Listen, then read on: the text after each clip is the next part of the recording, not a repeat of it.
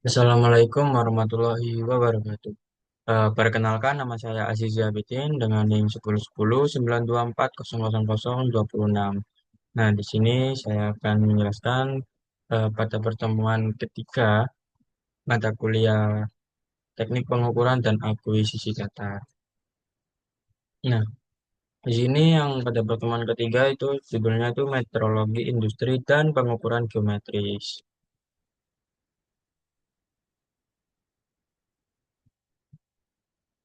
Ilmu dan teknologi untuk melakukan pengukuran karakteristik geometrik dari suatu produk dalam kurung komponen mesin atau peralatan dengan alat dan cara yang tepat sedemikian rupa sehingga hasil pengukurannya dianggap sebagai hasil yang paling mendekati geometri sesungguhnya dari komponen mesin yang bersangkutan. Yang pertama, terminologi pengukuran. Yang ke satu ada ketelitian, ada ketepatan ukuran dasar, daerah toleransi atau limit, dan yang terakhir ada kelonggaran. Masuk yang pertama dulu, itu ketelitian. Ketelitian ada dua, yaitu teliti dikaitkan dengan hasil pengukuran dan teliti dikaitkan dengan proses pengukuran. Contoh, teliti dengan hasil pengukuran, yaitu diameter mata bor, dicantumkan nilai diameternya, kemudian nilainya memiliki kecocokan dengan nilai pengukuran dan dengan mikrometer. Nah, kalau contoh teliti dengan proses pengukuran, itu diameter suatu benda diukur dengan mistar, kemudian nilai pengukuran mistar dibandingkan dengan pengukuran mikrometer. Nah, situ ada perbedaannya ya. Itu yang pertama itu dia tuh memiliki kecocokan dengan nilai pengukuran dengan mikrometer. Nah, kalau yang kedua ini nilai pengukuran mistar itu dibandingkan dengan pengukuran mikrometer.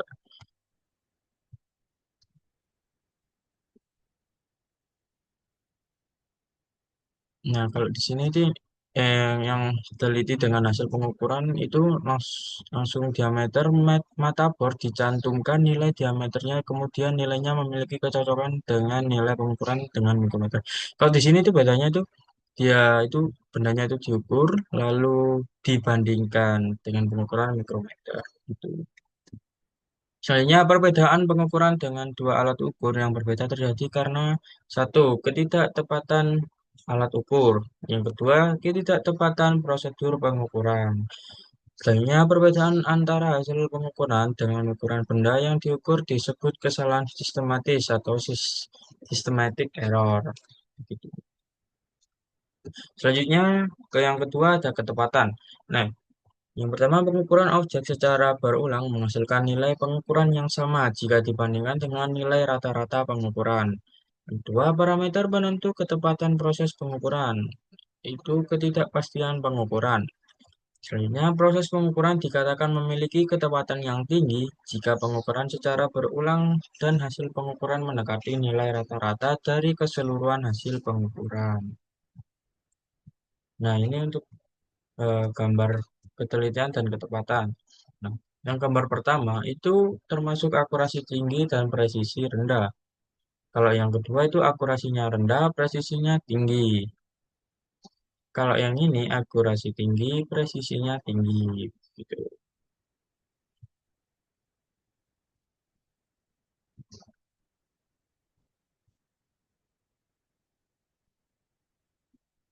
Ini akurasi itu, kenapa ini disebut akurasi rendah? Karena dia itu titik ini jauh dari tempat ini yang merah-merah. Jadi disebutnya akurasinya itu rendah, tapi presisinya itu tinggi. Nah, untuk yang ini akurasinya tinggi karena mampir ini masuk di ini hijau-hijau ini.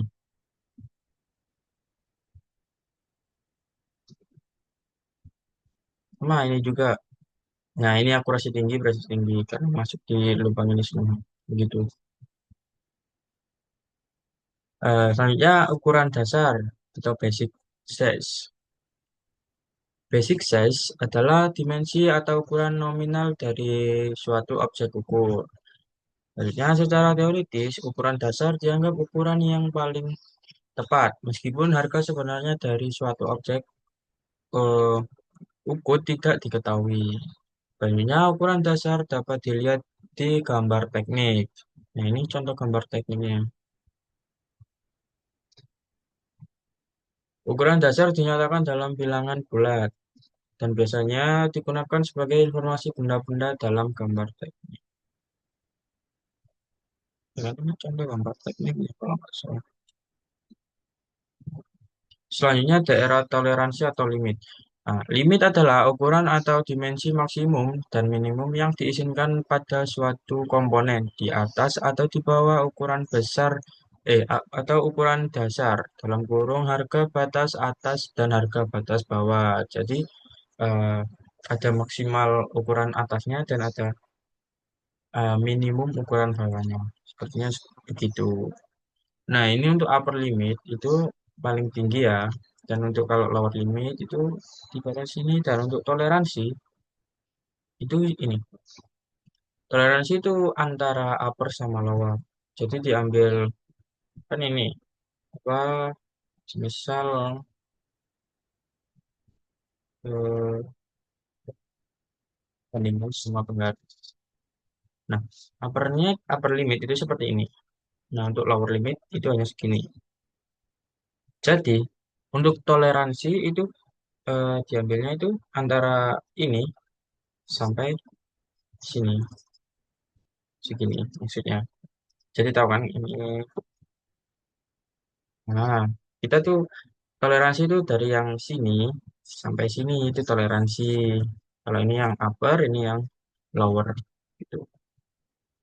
Contohnya tuh seperti itu. Nah, ini untuk contoh gambarnya. Cara penulisan toleransi. Yang pertama itu menuliskan nilai ukuran maksimum. Nah, ini yang saya bilang tadi, batas ukuran atas dan minimumnya itu batas ukuran bawah secara langsung.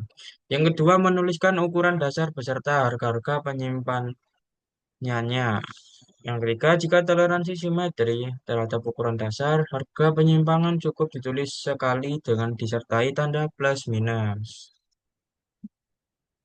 Selanjutnya, kelonggaran, clearance. Perbedaan ukuran pasangan suatu komponen antara suatu komponen dengan komponen lainnya, di mana ukuran terbesar dari salah satu komponen adalah lebih kecil daripada ukuran terkecil komponen lainnya. Selain perbedaan ukuran pasangan suatu komponen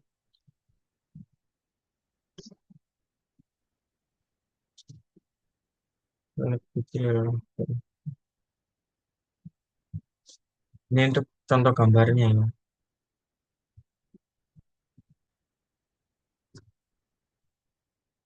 Selanjutnya ada kesesuaian. Hubungan yang terjadi yang disebabkan karena adanya perbedaan ukuran sebelum keduanya disatukan dari dua buah komponen yang akan dirakit.